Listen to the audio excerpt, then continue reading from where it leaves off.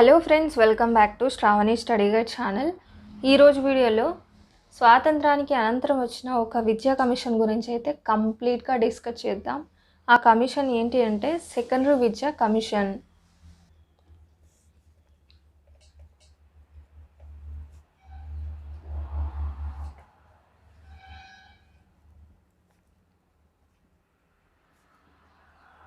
Secondary విద్యా commission దీని కాలం వచ్చేసి మనకు 1952 to 53. ఇది కూడా మనకు ఇంపార్టెంట్ ఫ్రెండ్స్. అయితే కమిషన్ ఎందుకు వచ్చిందంటే మాధ్యమిక విద్య గురించి భారతదేశం అంతటా విస్తృతంగా పరిశీలన జరిపి ఏ విధంగా అభివృద్ధి చేయాలని చెప్పి సిఫారసులు చేయమని ఈ కమిటీని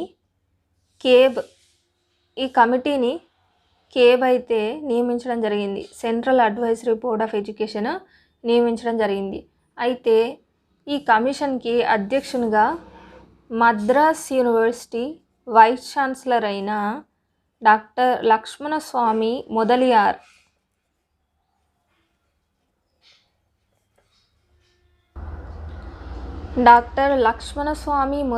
గారిని అధ్యక్షునిగా సెకండరీ విద్యా కమిషన్ కేబ్ అనేది నియమించడం జరిగింది. ఎందుకు అంటే మాధ్యమిక విద్యని ఇంకా అభివృద్ధి పరచడానికి సిఫారసులు చేయమని ఈ కమిటీని అయితే నియమించడం జరిగింది.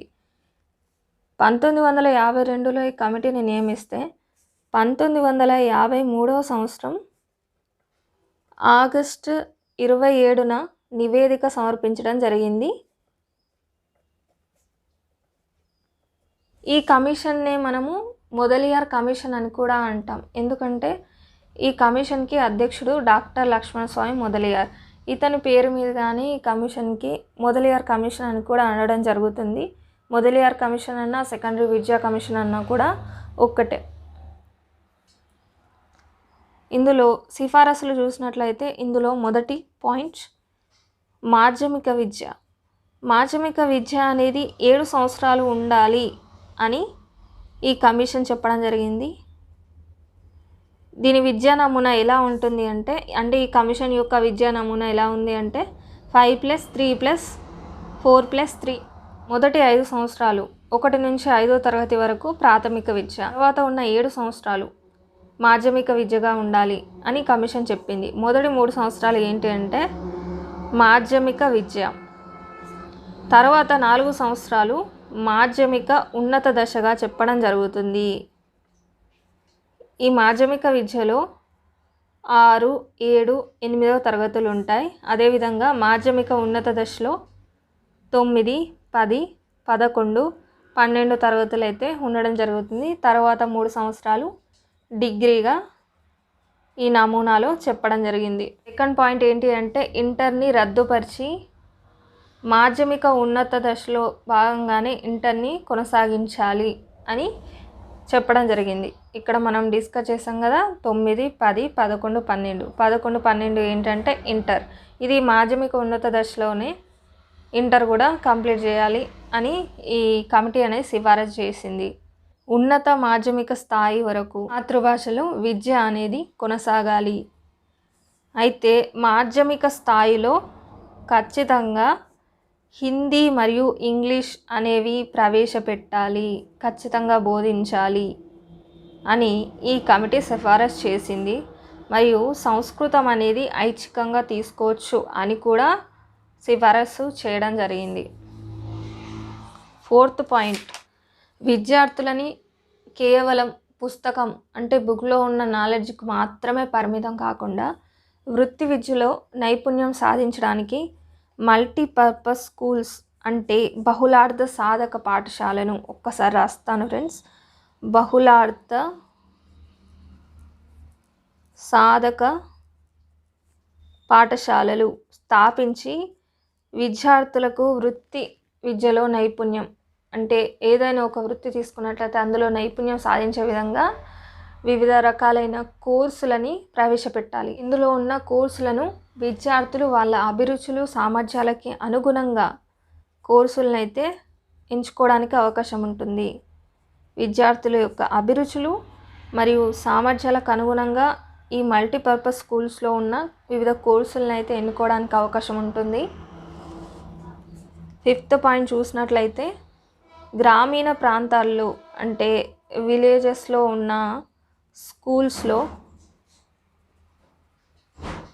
అడవుల పెంపకం, పశుపోషణ, వ్యవసాయానికి సంబంధించిన వివిధ కోర్సుల్ని ప్రవేశపెట్టాలి అని కమిటీ సిఫారసు చేసింది. అడవుల పెంపకం, పశుపోషణ, అదేవిధంగా వ్యవసాయం, వీటికి సంబంధించిన కోర్సుల్ని ప్రవేశపెట్టాలి అని కమిటీ సిఫారసు చేసింది. తర్వాత గురుకులాలని అంటే గురుకుల పాఠశాలని స్థాపించాలి.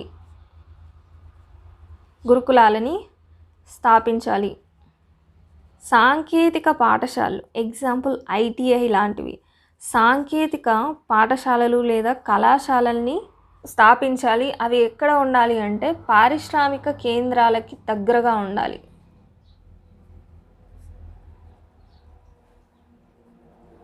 అయితే ఈ సాంకేతిక పాఠశాలని ప్రత్యేకంగానైనా స్థాపించవచ్చు, లేకపోతే మనం పైన డిస్కస్ చేసిన బహుళార్థ సాధక పాఠశాలలో భాగంగా కూడా ఈ పాఠశాలని స్థాపించవచ్చు. అయితే ఈ సాంకేతిక పాఠశాలని పారిశ్రామిక కేంద్రాల వద్దనైతే స్థాపించాలి. ఈ పాఠశాలను కూడా పరిశ్రమల సహాయంతో నడపాలి. ఎలా అంటే ఈ పరిశ్రమలపై సాంకేతిక విద్యా పన్ను అనేది విధించి వచ్చిన డబ్బుల ద్వారా సాంకేతిక విద్య అభివృద్ధికి కృషి చేయాలి అని ఈ పాయింట్ ద్వారా చెప్పడం జరిగింది. 7th పాయింట్ ఏంటంటే కరికులం, పాఠ్య ప్రణాళిక అనేది మనకు నేర్చుకున్న అంశాలన్నీ కూడా వాస్తవ జీవితంలో ఉపయోగపడే విధంగా ఉండాలి. అంటే రియల్ లైఫ్కి దగ్గరగా ఉండాలి. వాటిని విద్యార్థులు పాఠశాలలో అభ్యసించి నిజ జీవితంలో వాటిని ఉపయోగించే విధంగా అయితే కరికులం అనేది ఉండాలి.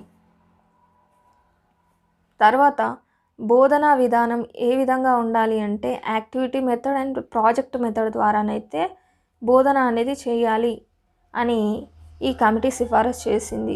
యాక్టివిటీస్ చేస్తూ విద్యార్థిని ఇన్వాల్వ్ చేసినట్లయితే ఇంకా ఎక్కువ కాలం గుర్తుంటుంది. కాబట్టి వీళ్ళు activity method and project method ద్వారానైతే బోధన జరగాలి అని సిఫారసు చేయడం జరిగింది.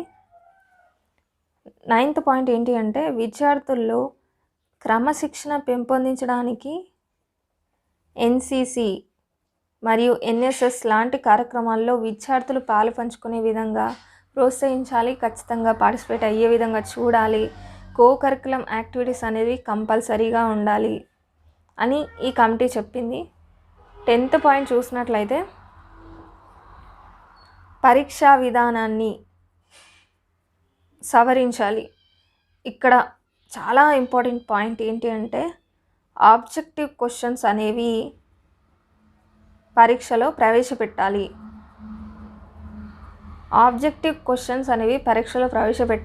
అని సిఫారసు చేసిన కమిషన్ ఏంటి అంటే సెకండరీ విద్యా కమిషన్. సెకండరీ స్థాయి వరకు కూడా ఒకటే పబ్లిక్ పరీక్ష ఉండాలి అని ఈ కమిటీ సిఫారసు చేసింది. ఎక్కడైతే కో ఎడ్యుకేషన్ ఉంటుందో అంటే బాలికలు ఒకే దగ్గర చదువుకోవడం జరుగుతుందో అక్కడ బాలికలకు ప్రత్యేక సౌకర్యాలు కల్పించాలి.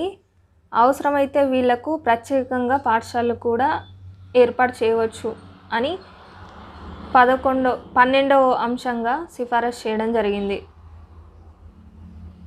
ఈ కమిటీ కంపార్ట్మెంట్ పరీక్షల గురించి కూడా సిఫారసు చేయడం జరిగింది. విద్యార్థి ఏదైనా సబ్జెక్టులో ఫెయిల్ అయితే ఆ సబ్జెక్టులో సంబంధించి కంపార్ట్మెంట్ పరీక్షల ద్వారా మళ్ళీ రాసి ఉత్తీర్ణత సాధించవచ్చు. కేంద్రీయ మాధ్యమిక విద్యా పరిషత్ స్థాపించాలని అయితే చెప్పడం జరిగింది. అయితే విద్యార్థులకు అప్పుడప్పుడు వ్యక్తిగతంగా కానీ ఏదైనా కోర్సుని ఎంచుకోవడంలో కానీ సతమతం అవుతూ ఉంటారు.